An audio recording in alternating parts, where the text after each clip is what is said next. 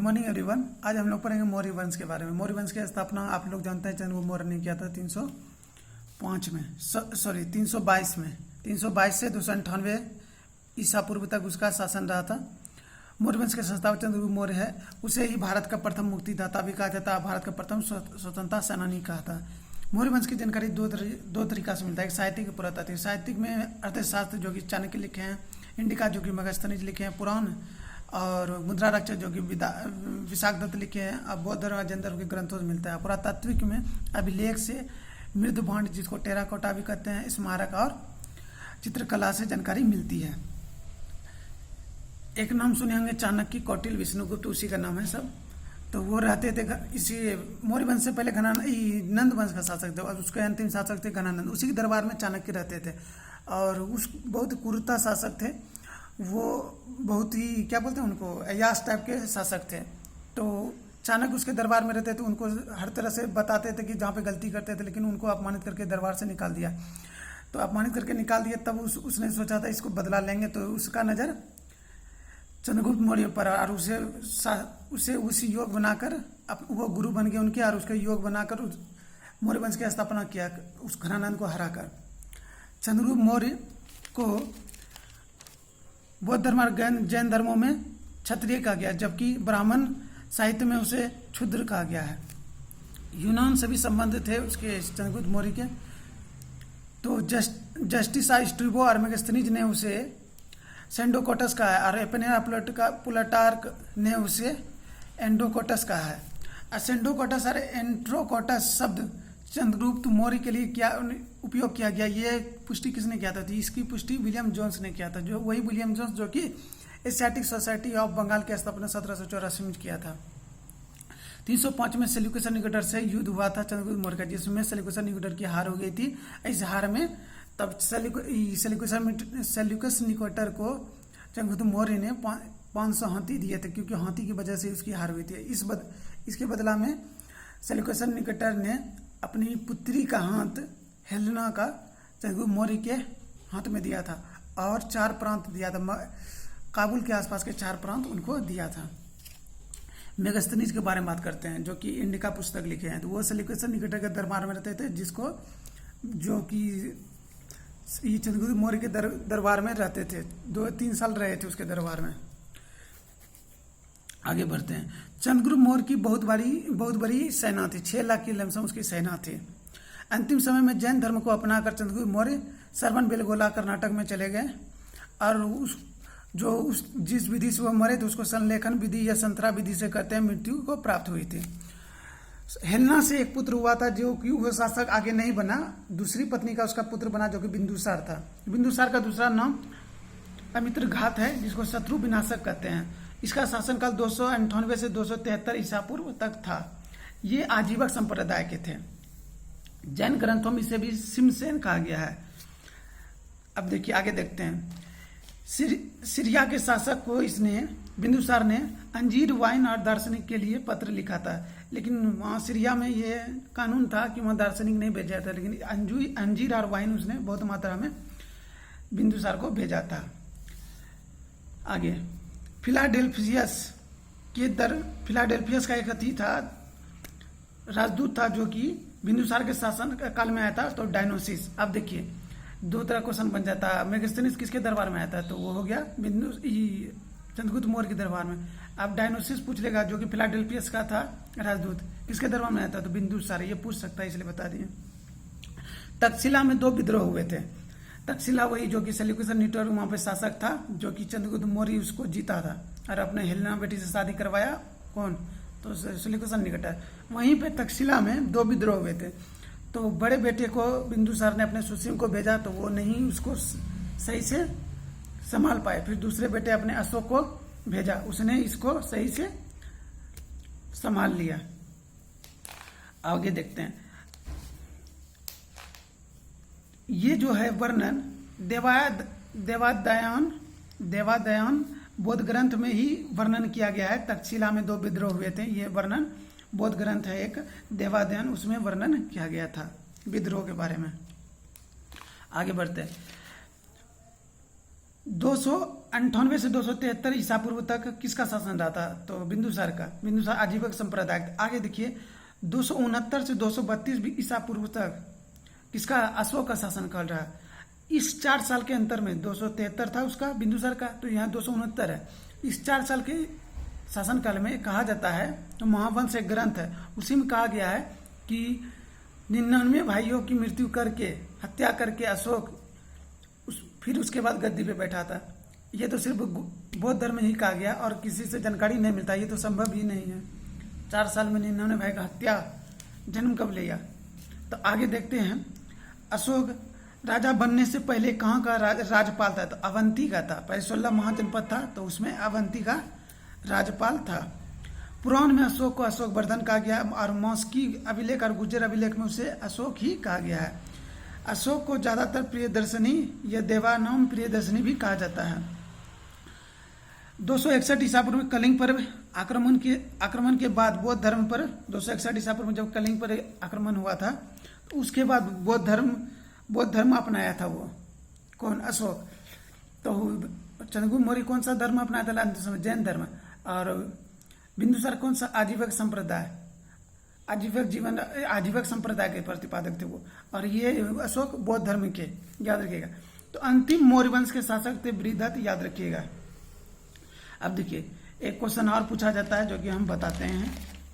देखिए अशोक के शिलालेख 14 शिलालेख थे। प्रथम में पशु बलि की निंदा थी, चौथा में भरी घोष की जगह धम घोष की वर्णन किया था। अब देखिए कलिंग युद्ध के बाद उसने देखा कि हर जगह खून ही खून है, तो उसने सोचा कि क्या है जिंदगी, यही खून ही खून है, आगे हमको भी मृत्यु प्राप्त होगा।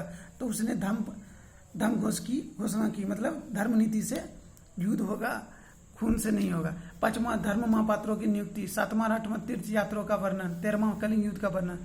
शिलालेख की खोज टी पैंथलर ने 1750 में किया था। उसको सबसे पहले 1837 में पढ़ा था जेम्स प्रिंसेप। शिलालेख ब्राह्मणी लिपि में लिखा हुआ है, कहीं कहीं खरष्टी ग्रीक और अरमाइक लिपि में भी 1-2 जगह है। स्तंभ 7 है टोटल, शिलालेख 14 है। स्तंभ 7 में मुख्य बता देते हैं सारनाथ स्तंभ, जो कि आप जानते हैं कि कहाँ पे है? सारनाथ, एमपी में सारनाथ स्तंभ। इसका 4 सिंह होता है, कभी कभी देखिएगा तो 3 ही सिंह दिखेगा, लेकिन 4 सिंह है। उसका ट्रिक बता, हेलो HELO, एस से हॉर्स, ई से एलिफेंट, एल से लायन, ओ से ऑक्स बैल, तो घोड़ा, हाथी, शेर, बैल, ये 4 होता है। टोटल 24 तिथियां होती है। गुआ के बारे में बता देते हैं। बराबर की पारियों में आजीविकों के लिए अशोक द्वारा निवास स्थान बनाया गया था। बराबर की गुफा जो कि आजीविकों के लिए, सन्यासियों के लिए, वहां पे एक ठहरने के लिए अशोक ने बनवाया था। आजीविक कौन थे? उसके पिताजी जो कि बिंदुसार आजीविक संप्रदाय के थे, उसी के लिए बनाए थे। स्तूप टोटल स्तूप 84,000 है, लेकिन जो मुख्य बता देते हैं सांची स्तूप, भैरव स्तूप। इसमें स्तूप में क्या होता था? इसमें अवशेषों का संरक्षण किया जाता था। पहले का सांची का स्तूप सबसे जो भी स्तूप रहता था लकड़ी का बना रहता था। आगे पढ़ेंगे कुछ और का बनता, पत्थर का बनता था, पहले लकड़ी का बनता था। तो पूछा जाता है कभी मौर्य वंश में स्तूप किसके बने होते थे संरक्षण के? तो वो लकड़ी के बने होते थे। अशोक की 2 पुत्री थी, एक था संघमित्रा, एक चारुमती। अब पुत्र था महेंद्र और कुणाल। आगे पूछा जाता है कि अशोक का उत्तराधिकारी कुणाल ही बना था, महेंद्र नहीं बना था। राष्ट्रंगिनी के अनुसार जो कि अशोक है शैव धर्म को अपनाया था। उसी तरह देववंश और महावंश बौद्ध ग्रंथ के अनुसार अशोक जो है, अशोक के भाई जो सुसीम थे जिसकी हत्या किया वो 4 साल के अंदर में, उसका एक बेटा था जो भतीजा हो गया, निग्रंथ नाम था उसका। तो उससे प्रभावित होकर बौद्ध धर्म ग्रंथ किया था। ये कौन सा ग्रंथ करा? बौद्ध धर्म के देववंश और महावंश कह रहा है, मुगली पुत्र से शिक्षा लिया। और दिव्यावदान ग्रंथ कह रहा है जो कि बौद्ध ग्रंथ का ही है, वो बोल रहा है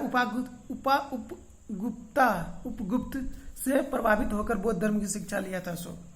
ये तो हम लोग पढ़ते हैं, गुप्त से प्रभावित होकर शिक्षा ली। मुगली पुत्र से एक नया है, तो याद रखिए। आगे देखिए अशोक के अधिकांश शिलालेख में किस भाषा का प्रयोग किया जाता है? तो प्राकृत भाषा का प्रयोग हो जाता है। चाणक्य ने अर्थशास्त्र में सप्तांग सिद्धांत दिए हैं, नाम बता देते हैं एक बार सातों का। राज्य, राजा, अमात्य जिसको मंत्री भी कहते हैं, मित्र, कोष, सेना और दुर्ग। अब देखिए अशोक किस स्तंभ लेख में अशोक स्वयं को मगध का सम्राट बताया था? मगध का सम्राट बताया था भाब्रू अभिलेख में। अर्थशास्त्र में सीता भूमि का क्या अर्थ होता है? तो जनजातियों द्वारा जोती जाने वाली भूमि को ही सीता भूमि कहते थे। और सबसे बड़ा लंबा शिलालेख कौन सा है? सातवां शिलालेख है, याद रखिएगा 14 गो में। आगे चलते हैं। किसकी तुलना मैकियावेली के प्रिंस से किया गया था? तो चाणक्य के कौटिल्य की अर्थशास्त्र से मैकियावेली की तुलना मैकियावेली के प्रिंस से की गई थी। किसने राज सिंहासन पर बैठने के लिए बड़े भाई सुसीम की हत्या की? अशोक हत्या किया। तो बताए अशोक की वह पत्नी जिसने उसको प्रभावित किया था। एक अशोक की पत्नी थी जो उसको प्रभावित किया था, तो कारूबाकी एक उसकी पत्नी थी। अशोक ने अपने सभी अभिलेखों में एक रूपता से प्राकृत का प्रयोग किया था। किस भाषा का प्रयोग किया था? प्राकृत भाषा का प्रयोग किया था। अभी हम बताए थे प्राकृत भाषा का प्रयोग किया था। आगे देखते हैं। कलिंग विजय के बाद उपरांत अशोक महान किस धर्म को अलंकार करते? बोले ना, तो कलिंग युद्ध देखने के बाद उसके मन में विचार आया, बदल गया और वो बौद्ध धर्म को ग्रहण किया। मौर्य शासक जिसने अंतिम समय में जैन धर्म को अपनाया था। मौर्य शासक वो जो कि जैन धर्म को अंतिम शासक में कौन अपनाया था? मौर्य वंश में चंद्रगुप्त मौर्य। मौर्य साम्राज्य का प्रचलित मुद्रा कौन सा था? एक मुद्रा था प्रचलित जिसका नाम था पन। अशोक का उत्तराधिकारी कौन था? अशोक का उत्तराधिकारी अभी हम बताएं कुणाल। कौन था? कुणाल। मालवा, गुजरात एवं महाराष्ट्र किस शासक ने पहली बार जीता था? चंद्रगुप्त मौर्य ने जीता था, याद रखिए। किसे सहिष्णुता, उदारता और करुणा के त्रिविधि द्वारा राजवंश की स्थापना किया था? तो अशोक ने किया था, सब विधि से किया था। मौर्य काल में शिक्षा का सर्वाधिक प्रसिद्ध केंद्र कौन सा था? वही तक्षशिला, जहाँ पे युद्ध हुआ 2 गो। पहले सुसीम को भेजा, फिर उसके बाद किसको भेजा था? उसके बाद अशोक भेजा। अशोक के शिलालेख में प्रयुक्त भाषा प्राकृत का और लिपि ब्राह्मणी अशोक में, याद रखिएगा। मेगास्थनीज ने भारतीय समाज को कितने श्रेणियों में बांटा था? 7। पाटलिपुत्र में चंद्रगुप्त का महल बना है, किस चीज का? तो चंद्रगुप्त मौर्य का महल जो पाटलिपुत्र में है लकड़ी का बना हुआ है। किस अभिलेख से साबित होता है कि चंद्रगुप्त का प्रभाव पश्चिम भारत तक फैला हुआ था? रुद्रदामन का जूनागढ़ अभिलेख। जूनागढ़ अभिलेख बोलिए या तो गिरनार अभिलेख बोलिए। गिरनार अभिलेख है वो जूनागढ़ के आसपास है। उसकी रचना किसने किया है? रुद्रदामन ने किया है। वह स्तंभ जिसमें अशोक ने स्वयं को मगध का सम्राट बताया था, अभी तुरंत बताया, भागरू स्तंभ। प्रथम भारतीय साम्राज्य की स्थापना किसने की थी? तो वह चंद्रगुप्त मौर्य ने किया था। अशोक के शिलालेख को पढ़ने वाला प्रथम किसने था? जेम्स प्रेस से। खोजा कितना था? टी. 1750 और पढ़ा था 1837 में। अशोक के शिलालेख को पढ़ने हो गया ये। कलिंग का वर्णन किस अभिलेख में? 13 में। अभी बताएं। श्रीनगर की स्थापना किसने की थी? अशोक की नहीं की थी। किस ग्रंथ में क्षुद्र के लिए आर्य शब्द का प्रयोग किया गया था? अर्थशास्त्र में किया गया, याद रखिए। पाटलिपुत्र को पोलिप्रथा किसने किया था? मेगास्थनीज ने कहा था, लेकिन चंद्रगुप्त मौर्य के लिए प्रयोग हुआ था, याद रखिएगा। मौर्य काल में एग्रोनोमाई किसे कहा गया है? तो सड़क निर्माण अधिकारी को मौर्य काल में कहा गया है। मौर्य काल में गुप्तचर को क्या कहता है? गुड पुरुष कहा गया है। किस श्रीलंका के शासक ने हमें अशोक के आदर्श के ढालने की कोशिश किया था? तिरिस एक था श्रीलंका शासक जो कि बौद्ध अशोक के गुण को अपने में ढालने की कोशिश किया, तिरस। ठीक है। अशोक के अभिलेख भारत से बाहर कहाँ मिलते हैं? तो वो अफगानिस्तान में मिलते हैं। भारतीय लिखने की कला नहीं जानते थे, ये किसने कहा था? ये वही कहते हैं सेल्यूकस निकेटर के राजदूत मेगास्थनीज ने कहा था। बिंदुसार की मृत्यु के समय अशोक कहाँ के गवर्नर थे? बिंदुसार की मृत्यु के समय अशोक कहाँ के थे? बताए थे अवंती के थे, उज्जैन अवंती। मौर्य काल में सीता क्या होता है? राजकीय भूमि से प्राप्त आय। अशोक ने श्रीलंका में बौद्ध धर्म को प्रचार महेंद्र और संघमित्रा को भेजा था। कौटिल्य द्वारा रचित अर्थशास्त्र कितने अधिकरणों में विभाजित है? तो 15। और कुछ बचा नहीं है। और एक चीज देखिए, जैसे गुप्त वंश का चिन्ह था गुरूर, वैसे राजवंश मौर्य वंश का राजकीय चिन्ह क्या था? मयूर, जो कि लोरियंतगढ़ स्तंभ से लिया गया था। चंद्रगुप्त मौर्य से 3 संबंधित अभिलेख है, वो बता देते हैं। तो वो एक गिरनार अभिलेख है जो कि जूनागढ़ के आसपास है, जिसने रुद्रदामन ने उसका बनवाया था। दूसरा महास्थान अभिलेख है। तीसरा सहगोरा अभिलेख जो कि दुर्भिक्ष से संबंधित है, ये भी चंद्रगुप्त मौर्य से संबंधित है। आगे कुछ है नहीं। और